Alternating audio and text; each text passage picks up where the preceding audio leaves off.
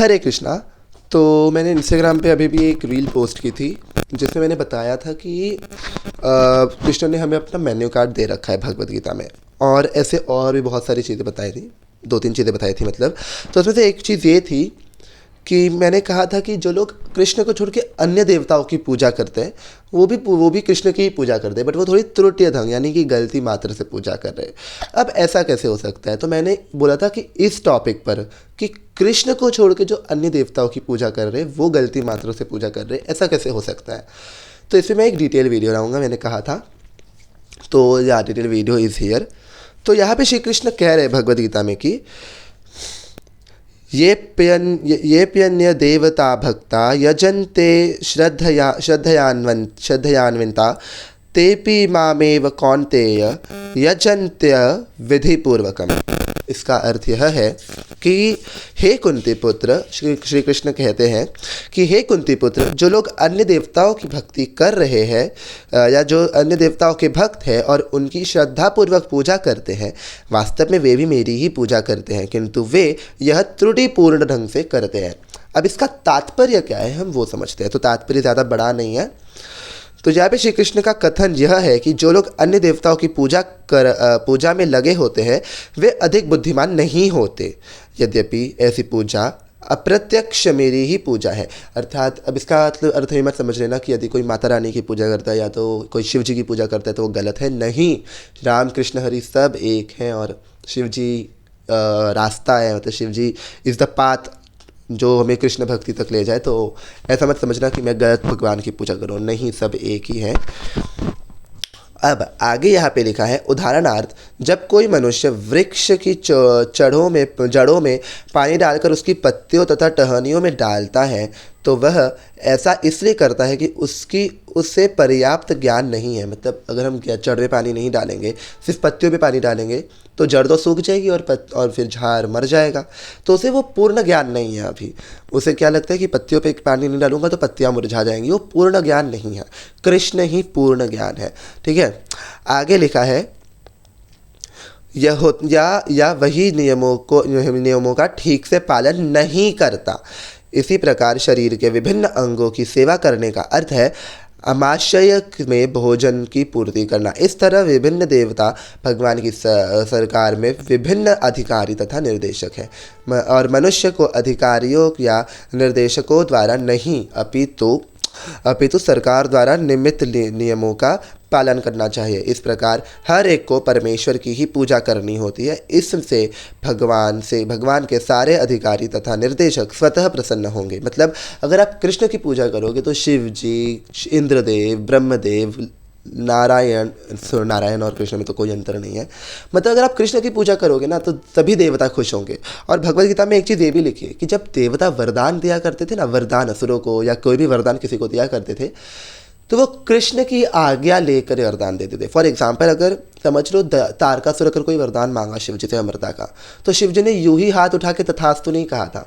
शिव जी ने मतलब परमिशन मांगी थी कि कहना है कि मतलब वो वरदान दे सकते हैं क्या। तो बेसिकली मेरा कहने का तब ये है कि जब देवता वरदान दिया करते हैं तो कृष्ण की इच्छा से देते हैं। मतलब कृष्ण से पहले वो आज्ञा लेंगे और फिर देंगे। मतलब कृष्ण की आज्ञा के बिना देवता वरदान नहीं दिया करते थे। उसके बाद यहाँ आगे लिखा है, अधिकारी तथा निर्देशक तो सरकार के प्रतिनिधि होते हैं, अतः इन्हें घूस देना अधेय है। यहाँ पर इसी को अविध पूर्वकम कहा गया, अविध पूर्वकम। दूसरे शब्दों में कृष्ण अन्य देवताओं के वीर्य पूजा का समर्थन नहीं करते। मतलब अब इसका मतलब अभी आप अगर दूसरे भगवानों की पूजा करते हो जैसे शिव जी, विष्णु या कोई भी, तो इसका मतलब ये नहीं कि कृष्ण उसकी अवहेलना करे कि नहीं सिर्फ मेरी करो उनकी मत करो, ऐसा बिल्कुल नहीं है। बस देखिए, मतलब कृष्ण को जिसने पा लेना, मतलब कृष्ण ही संपूर्ण ज्ञान है। शिव जी की जो पूजा करते हैं ना, और मतलब जो अन्य देवी देवताओं की पूजा करते हैं ना, वो एक्चुअली प्रैक्टिस कर रहे कृष्ण कॉन्शियसनेस में आने की। मतलब जो अन्य देवी देवता है ना, वो जब आप उनकी भक्ति करते तो भगवान जो अन्य देवी देवता है वो आपको कृष्ण भक्ति में लाने की कोशिश करते हैं। मतलब उस आपकी परीक्षा लेते हैं कि ये कृष्ण भक्ति को पाने के योग्य कब होगा। अन्य देवी देवता आपकी परीक्षा लेते हैं कि आप कृष्ण भक्ति में किस तरह जाओगे या आप कृष्ण भक्ति को प्राप्त करने के योग्य हुए कि नहीं हुए। तो जैसा कहा गया है कि शंकर भक्ति बिना नर भक्ति न पावे मोर। तो जब तक शंकर भगवान खुश नहीं हो जाते तब तक मनुष्य मेरी भक्ति यानी कृष्ण की भक्ति को प्राप्त नहीं कर सकता, ऐसा स्वयं कृष्ण राम ने कहा है। तो यहाँ पे साफ हो गया कि जो अन्य देवी देवता हैं वो आपको कृष्ण भक्ति में लाने के लिए ट्रेन कर रहे कि आप अभी भक्ति में नहीं आ पा रहे हो। मतलब वो जो अन्य देवी देवता है वो आपको कृष्ण भक्ति में लाने के लिए ट्रेन कर रहे हैं।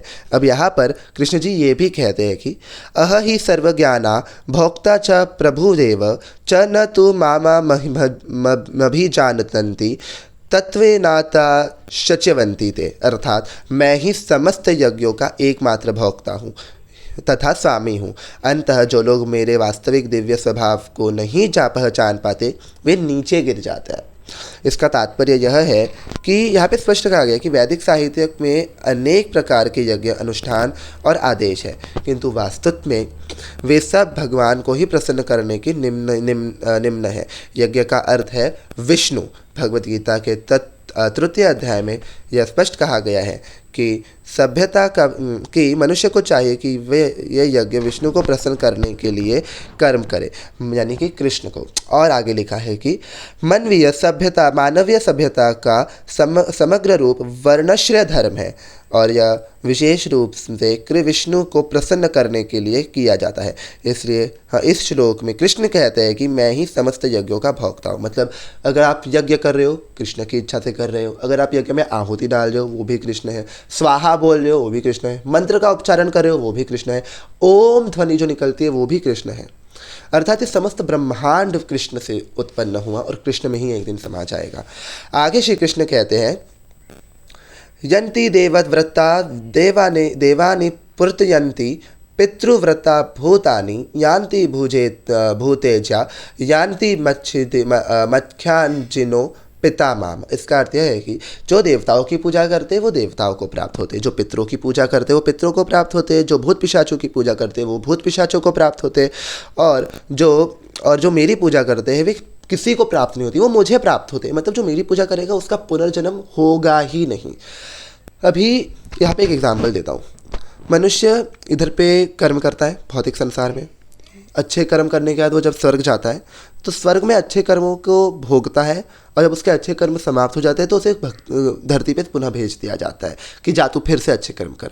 पर वही अगर आप कृष्ण की भक्ति में रह के कर्म करोगे, कृष्ण भावना भावित कर्म करोगे, कृष्ण के लिए कर्म करोगे, तो आपका पुनर्जन्म मतलब ये 84 लाख योनियों से आपको मुक्ति मिल जाएगी और आप गोलोक वृंदावन को प्राप्त हो जाओगे और आपका पुनर्जन्म नहीं होगा। यहाँ पे साफ कृष्ण जी कह रहे हैं कि जो मेरी पूजा करते वो मुझे प्राप्त होते और उनका पुनर्जन्म नहीं होता है। आगे लिखा है पत्रम पुष्पम फलम तोयम, ये है कृष्णा का मेनू कार्ड। पत्रम पुष्पम फलम तोयम यो मे भक्त्या पयच्छति तदह तदया भक्त्युपत्यम शापि प्रयतात्मन। इसका अर्थ यह है कि हे कुंती पुत्र, जो लोग अन्य देवताओं में के भक्त हैं और उनकी श्रद्धापूर्वक पूजा करते हैं, वास्तव में वे भी मेरी ही पूजा करते हैं, किंतु वे तृतीय ढंग से करते हैं। जैसा कि मैंने आप लोगों को कहा था, ये पढ़ चुके हैं ना हम। हाँ, तो यहाँ पे श्री कृष्ण अपना मेनू कार्ड देते हैं कि यदि कोई प्रेम तथा भक्ति के साथ मुझे पत्र पुष्प फल या जल प्रदान करते हैं तो मैं उसे स्वीकार करता हूँ। अब यहाँ पे कृष्ण ने कहा है मुझे पत्र पुष्प फल जल कोई प्रदान देगा तो मैं उसे स्वीकार करूँगा। अब इसका अर्थ यह नहीं कि आप भगवान को चलो नॉनवेज भोग लगा दोगे, नहीं, कृष्ण को नॉनवेज का भोग नहीं लगता। कृष्ण प्रेम के भोग है। अगर हम प्रेम से कुछ भगवान को भोग लगाएंगे तो कृष्ण उसे स्वीकार करेंगे। कृष्ण की इंद्रिया तृप्त है। मतलब कृष्ण को हमारी भौतिक संसार की चीज़ों से कोई अटैचमेंट नहीं है। कृष्ण बस भक्त का भाव देखते हैं, भक्त का प्रेम देखते हैं। बट इसका मतलब ये नहीं कि आप चलो भक्त हो तो प्रेम से नॉनवेज भोग लगा दोगे और कृष्ण स्वीकार कर लेंगे। कृष्ण इसकी अनुमति नहीं देते। कृष्ण क्या कहते हैं? पत्रम पुष्पम फलम तोयम। पत्र, पुष्प, फल और जल और अन्य वेजिटेरियन खाना भोग लगाया जाता है। यहाँ पे साफ यह भी कहा है कि पत्रम फूलम पुष्पम तोयम सवल अर्पित किए जाए और वे इन्हें स्वीकार करेंगे। अंततः हमें यह समझना चाहिए कि मांस, मछली तथा अंडे स्वीकार नहीं करेंगे श्री कृष्ण। मतलब यहाँ पे श्री कृष्ण क्या स्वीकार करेंगे? पत्रम पुष्पम फलम तोयम, लेकिन मांस, अंडे और मछली श्री कृष्ण स्वीकार नहीं करेंगे। शाकाहारी अन्न ही, जैसे कि फल, दूध तथा जल, यही मनुष्य का उचित भोजन है। मांसाहारी मनुष्य के लिए बना ही नहीं है मांसाहार भोजन। यहाँ पे भगवान श्री कृष्ण स्वयं कहते हैं कि सिर्फ वेजिटेरियन खाना ही मनुष्य के लिए उत्तम भोजन है इन्हें। और यहाँ पे ये भी कहा है कि मनुष्य के उच्चिष्ट भोजन है, और भगवान कृष्ण ने भी इन्हीं का आदेश दिया है। आदेश, कृष्ण ने कभी ये नहीं कहा कि तुम नॉनवेज खाओ। कृष्ण ने कहा कि तुम वेजिटेरियन खाना खाओ, क्योंकि तुम्हें उसी का आदेश मिला है। लेकिन हम कृष्ण की आज्ञा का उल्लंघन करके नॉनवेज खा रहे हैं आजकल के लोग। इसलिए जो नॉन वेजिटेरियन थे उनके लिए तो भगवत गीता अति अनिवार्य हो चुकी है। तो ये वीडियो बेसिकली मेरी बस ये थी कि इस डिटेल पे थी कि मैंने ऐसा इंस्टाग्राम पे बताया था, इंस्टाग्राम की रील में बताया था कि मैं एक डिटेल वीडियो लाऊंगा कि आप भक्ति में गलती कर रहे हो कि नहीं कर रहे हो। तो बेसिकली आप गलती नहीं कर रहे हो, बट जो बाकी देवी देवताओं की आप पूजा कर रहे हो वो भी एक दिन आपको कृष्ण तक ही पहुंचाएंगे, इतना याद रखिएगा। क्योंकि शंकर भगति विना नर भगति न पावे मोर। एंड नॉट ओनली शंकर, चाहे आप पितरों की पूजा करो, चाहे आप यहाँ पे जैसे श्री कृष्ण ने स्वयं कहा कि पितरों को पूजा करने वाले पितरों को प्राप्त होते हैं, मेरी पूजा करने वाले मुझे प्राप्त होते हैं। तो पितरों को प्राप्त होने के बाद जब आपके कर्म फल खत्म हो जाएंगे और आपको फिर से भौतिक संसार में भेजा जाएगा, तब जब तक आप कृष्ण की भक्ति जब तक आप प्राप्त नहीं कर लेते, तब तक आपको 84 लाख योनियों में घूमना पड़ेगा। और तो इस समय आप जिनकी पूजा कर रहे हो, जिन भी देवी देवताओं को मान रहे हो, मानो। एट द एंड जब वो पर्टिकुलर गॉड जिसको आप मान रहे हो वो जब प्रसन्न हो जाएंगे, तब वो आपको अपने आप कृष्ण भक्ति में लाएंगे। और जब तक, और ये भी याद रखना कि जब तक कृष्ण की प्रसन्नता नहीं होती, तब तक जब तक राधा रानी और कृष्ण की आज्ञा नहीं होती, तब तक आप कृष्ण भक्ति में आ नहीं सकते। जैसा कि मैंने कहा था कि देवता वरदान कब देते? कृष्ण की इच्छा थे। तो जब कृष्ण की इच्छा होगी तभी महादेव या गौरी मैया या फिर जो भी पर्टिकुलर भगवान को आप मानते हो, जिसके भी भक्त हो, वो आपको कृष्ण भक्ति में लाएंगे जब कृष्ण की इच्छा होगी। और जितने आप कृष्ण भक्ति में आ गए, समझ जाना ये आपका अंतिम जन्म है। हरे कृष्णा।